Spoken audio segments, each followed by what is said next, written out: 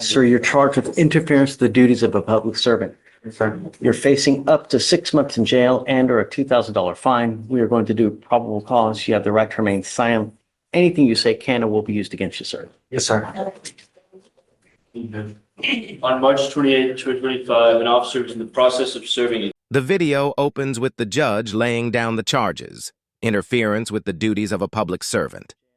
The tone is calm but serious. The defendant acknowledges each statement with a quiet, "Yes, sir." You can already feel the tension in the room. The charge might sound minor, but the possible penalty, 6 months in jail or a $2,000 fine, is no small matter.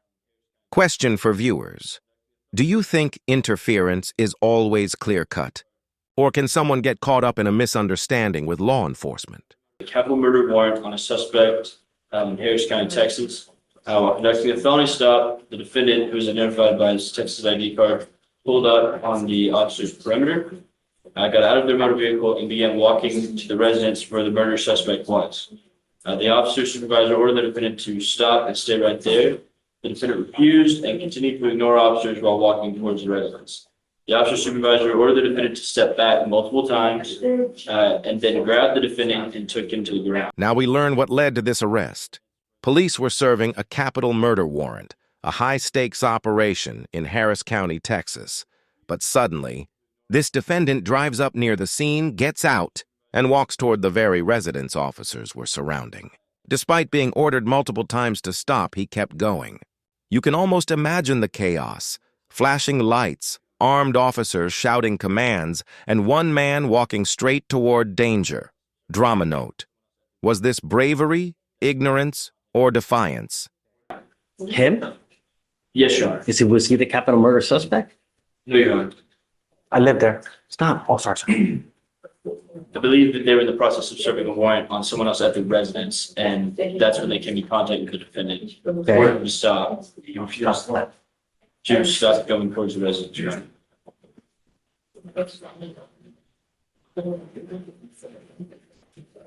They served the warrant. What ended up happening? Things escalate. The officer in charge orders the man again and again to stay back. When he doesn't, they take him to the ground. The courtroom pauses. The judge wants clarity. Was he the murder suspect? She asks. The answer, no, Your Honor. The tension shifts immediately. The man wasn't the target at all. He just lived at the residence. You can almost hear the collective exhale in the courtroom. Looks like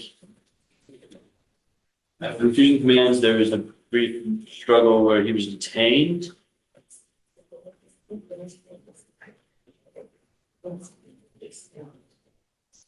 Was the murder suspect there? I'm not sure, Your Honor. It does not say. The prosecution tries to explain the confusion, but it's messy. Even they seem unsure about what exactly happened next. The story feels tangled. Was the murder suspect even there?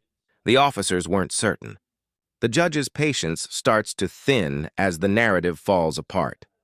Reflection. In moments like this, you realize how quickly chaos and miscommunication can turn into criminal charges. I have no further facts that show if the warrant was service was complete on the warrant or not, Your Honor, or completed at the time. I just believe they were in the process and believed him to be at the residence, and that's been this specifically.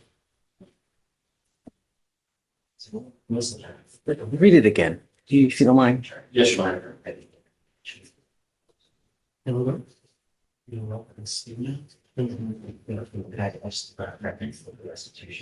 The judge asks for the statement to be read again, this time carefully. The officer's report is restated. The warrant was being served, the suspect was inside a truck nearby, and the defendant approached despite repeated warnings.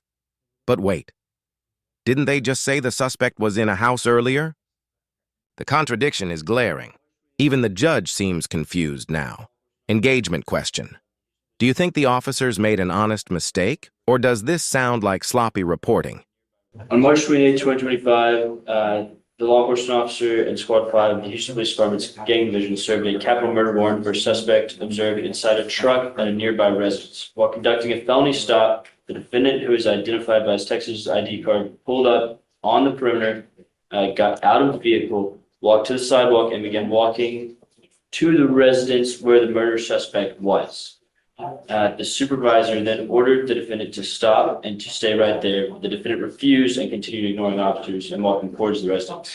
The supervisor ordered him to step back multiple times, but the defendant was once again ignored the officers. The law enforcement officer grabbed the defendant and made them off balance. As the record continues, it becomes even murkier. The report flips between saying the murder suspect was inside a truck and at the residence. The judge presses for clarity, trying to piece together what really happened. You can feel her frustration as the story contradicts itself again and again. Emotional note. Imagine being the defendant, tackled, arrested, and now watching the people accusing you stumble through their own story.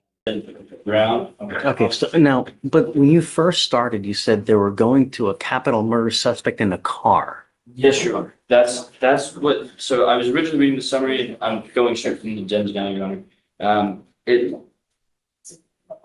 looks like the suspect was observed inside a truck at a nearby residence. So the suspect is not even in the residence.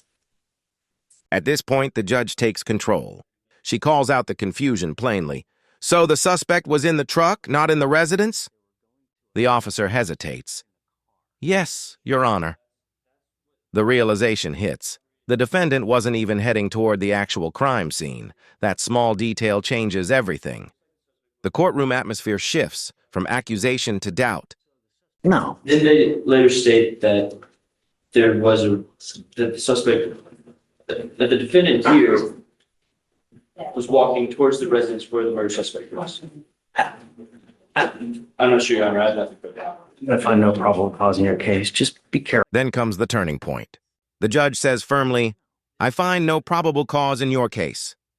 Just like that, the charge collapses. The defendant is free to go, not guilty of interfering, just caught in the wrong place at the wrong time. Be careful, the judge warns. When you get into a pissing match with law enforcement, they're going to win. A moment of truth, blunt but wise. Just stop going towards the residence, Your Honor.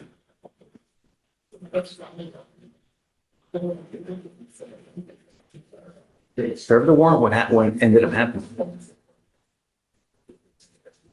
Looks like after refusing commands, there is a brief. The hearing struggle wraps where up he was quietly. detained. The judge moves on to the next case, while the defendant leaves with a lesson and likely a bruised ego. The officers may have overstepped, but the system corrected itself, at least this time. Reflection. It's a sobering reminder of how fast misunderstandings can escalate, and how crucial calm judgment is on both sides of the law. Was walking towards the residence where the murder suspect was. I'm not sure, Your Honor. I have nothing for that. I find no probable cause in your case. Just be careful, man. Sir. When you get into a pissing match with I understand. who's going to win? They are. I understand. No. Yes, sir. All right. Hand, All right. Sit down. please. Judge, the arraignments we have left, we're waiting on the attorney. In summary, this courtroom drama shows how unclear communication between police and civilians can turn an ordinary moment into a legal nightmare. The judge ultimately dismissed the case, finding no probable cause, a small victory for fairness and restraint. Question for the audience. What do you think? Did justice prevail, or did the defendant simply get lucky?